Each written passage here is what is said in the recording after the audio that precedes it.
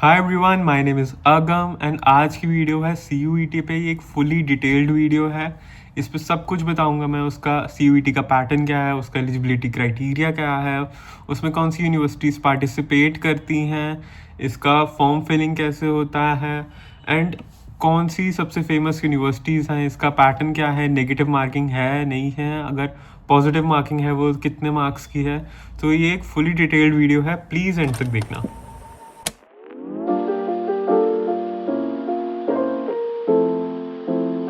तो पहले तो हम इसका प्राइमरी रीज़न जानते हैं कि CUET शुरू ही क्यों हुआ था। तो इसका मेन रीज़न है जो भी डीम्ड स्टेट या सेंट्रल यूनिवर्सिटीज़ होती थी, इससे 2022 से पहले ये क्लास 12 बोर्ड एग्ज़ाम्स के नंबर्स पे कंडक्ट होती थी या जो भी एडमिशन्स होती थी इसके बेसिस पे ही होती थी। बट इसका कारण ये था कि 99% लाने में भी कितने बच्चों की एडमिशन हो ही नहीं पाती थी या बहुत लो टियर कॉलेजेस में होती थी। तो 2022 में CUET लाया गया कि आपके बोर्ड एग्जाम्स के बेसिस पे नहीं, आपके CUET एग्जाम स्कोर के बेसिस पे आपकी यूनिवर्सिटी की एंट्रेंस होएगी। जो भी आपका एडमिशन होएगा वो इस CUET एग्जाम पे होएगा, ना कि आपके 12th के बोर्ड्स बिल्कुल भी नहीं गिने जाएंगे। इसमें सिर्फ और सिर्फ CUET का गिना जाएगा ताकि बच्चों पे एक प्रेशर कम हो जाए बोर्ड्स का कि हाँ हमें तो 99 लाने हैं। क्योंकि 2022 से पहले जो भी टॉपर्स थे वो अगर 99 भी लाते थे तो भी उनके DU में बहुत लो टियर कॉलेज मिलते थे या कोई भी यूनिवर्सिटी में एक लो टियर कॉलेज मिलता था। एंड अगर इसकी कंडक्टिंग बॉडी की बात की जाए तो इसकी कंडक्टिंग बॉडी NT है, नेशनल टेस्टिंग एजेंसी। CUET के अंडर टॉप यूनिवर्सिटीज़ की अगर हम बात करें तो दिल्ली यूनिवर्सिटी ऑब्वियसली नंबर 1 पे आती है, जैसे कि BHU भी आता है, Jamia Islamia, AMU, AU, JNU, ऐसी यूनिवर्सिटीज़ आती हैं। एंड CUET में अगर बात करी जाए तो लास्ट ईयर 14 to 15 लाख बच्चे बैठे थे एंड इस ईयर का एस्टिमेट हम कह सकते हैं शायद 16 to 17 लाख बच्चे बैठे।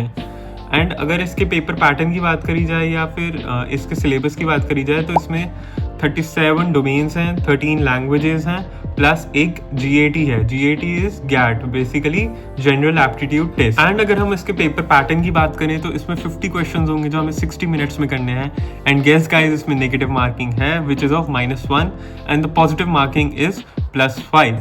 एंड अगर आप जानना चाहो कि हम इसको कहाँ से पढ़ें तो बेसिकली आप अपने इस साल की जो 2026 की न्यू NCERT है, 25 की न्यू NCERT है, वो लगाओगे और एक रेफरेंस बुक लगाओगे। बेसिकली साइंस स्ट्रीम के बच्चे यूजुअली रेफरेंस बुक लगाते हैं, बट आपको GAT और इंग्लिश के लिए भी लगानी पड़ेगी क्योंकि इंग्लिश का सिलेबस फ्लेमिंगो या विस्तार से नहीं आता है, इसका सिलेबस अलग है। जो भी CUET का सिलेबस है वो मैंने डिस्क्रिप्शन बॉक्स में लगा दिया है, आप प्लीज़ उसको जाके चेकआउट करें, थॉरोली देखें, ठीक से देखें। ये ना सोचे कि इंग्लिश का सिलेबस तो NCERT से आता है, वो तो हमने बोर्ड्स के लिए पढ़ना है तो हमारे सेम हो जाएगा। ऐसा नहीं है, इसमें बहुत डिफरेंट चीज़ें हैं। इसमें कुछ लिटरेचर नहीं आता, इसमें mostly grammar and reading comprehension आता है। एंड अगर आप मुझसे पूछो कि इसका बेस्ट कॉम्बिनेशन क्या होना चाहिए तो मैं तो यही सजेस्ट करूँगा, एक लैंग्वेज, एक GAT एंड 3 डोमेन्स, क्योंकि इसमें सिर्फ मैक्सिमम 5 सब्जेक्ट सिलेक्शन हो सकते हैं। एंड अगर आपको ज़्यादा से ज़्यादा यूनिवर्सिटीज़ ग्रैब करनी है तो आपको यही कॉम्बिनेशन लेना चाहिए, क्योंकि इससे आपके कोर्सेज भी इंक्रीज़ हो जाएंगे। जिसका मतलब ये है कि अगर आपके लो मार्क्स हैं तो भी आप ज़्यादा यूनिवर्सिटीज़ को टारगेट कर पाओगे।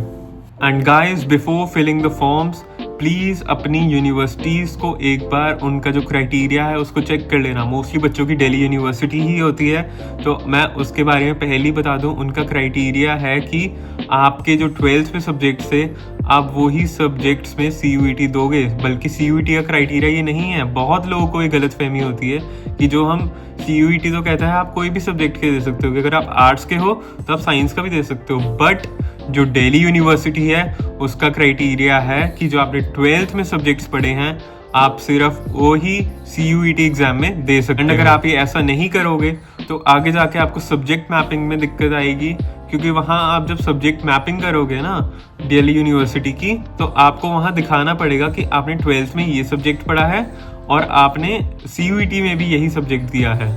नाउ टॉकिंग अबाउट कि CUET का एलिजिबिलिटी क्राइटेरिया क्या है, तो उसका एलिजिबिलिटी क्राइटेरिया है या तो आप 12th पास होने चाहिए हो या आप 12th में ही पढ़ रहे हो।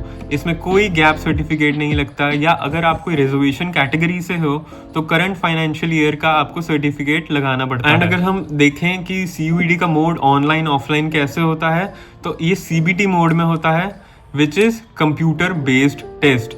जो भी कंप्यूटर पे क्वेश्चंस आएंगे आपको वहीं से अटेम्प्ट करने हैं। आपका कोई पेपर पेन वाला सीन नहीं होता इसमें। आपको एक्स्ट्रा पेपर दे दिए जाते हैं। अगर आपका कोई भी रफ वर्क है तो आप वहाँ कर सकते हो। आपको अपनी तरफ से कुछ नहीं ले जाना पड़ता है, आपको सिर्फ एक पेन ले जाना पड़ता है और आपको कोई अपनी तरफ से पेपर नहीं ले जाना। जो भी क्वेश्चंस है वो सारे आपको कंप्यूटर पे ही मिलेंगे। And medium of question paper की बात करें तो ये आपके ऊपर है कि जो भी 13 लैंग्वेजेस दी गई हैं CUET की तरफ, आप जब एप्लीकेशन फॉर्म फिल कर रहे होगे तो उसमें आपको ऑप्शन दिखाई जाएगी कि जो आपका क्वेश्चन पेपर है वो कौन सी 13 लैंग्वेजेस में से आए। मोस्टली बच्चे इंग्लिश चूज़ करते हैं, आप कोई भी उन 13 लैंग्वेजेस में, असमीज़, हिंदी, बंगाली, आप कोई भी चूज़ कर सकते हैं कि मेरे को इसमें ही चाहिए। और जब आप उस क्वेश्चन पेपर को देखेंगे कंप्यूटर पे तो वो उसी लैंग्वेज में दिया गया होगा। एंड बात करें अगर फीस की, तो फीस स्ट्रक्चर हर साल हम एक डायनामिक चेंज देखते ही हैं। अगर आप किसी रिजर्व कैटेगरी से हो तो आपकी फ़ीस रिड्यूस हो सकती है। अगर आप एक जनरल कैटेगरी से हो, अनरिजर्व कैटेगरी से हो, तो आपकी फ़ीस नॉर्मल फ़ीस स्ट्रक्चर में ही रहेगी।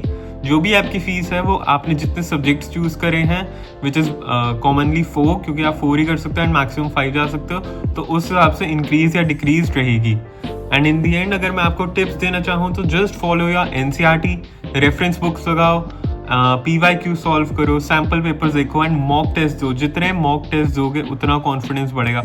उन मॉक टेस्ट में प्लीज़ चीटिंग मत करना। बहुत बच्चे करते हैं कि चीटिंग कर लो, अभी आंसर देख लो, मॉक टेस्ट में स्कोर भी इंक्रीज हो जाएगा, टॉपर लिस्ट में नाम भी आ जाएगा, तो उस चीज़ के लिए वो खुश हो जाते हैं, बट उसका कुछ फ़ायदा नहीं है। Mock test is for you. चाहे आपके 0 ही क्यों ना आ रहे हो, एटलीस्ट आपने वो मॉक टेस्ट दिया, एटलीस्ट आप उस मोड में बैठे कि हाँ मैंने एग्ज़ाम लिखना है। मॉक टेस्ट को दो कि आप एक एग्ज़ाम ही लिख रहे हो, CUET का पेपर ही दे रहे हो।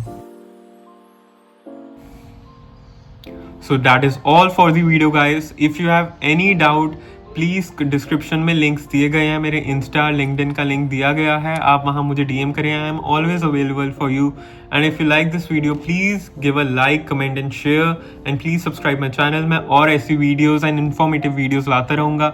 अगर आप चाहते हो मैं कोई स्पेसिफिक टॉपिक पे वीडियो बनाऊँ, आप प्लीज़ कमेंट में लिखिए, मैं उस पर ज़रूर वीडियो बनाऊँगा एंड जल्द से जल्द बनाऊँगा। Thank you everyone.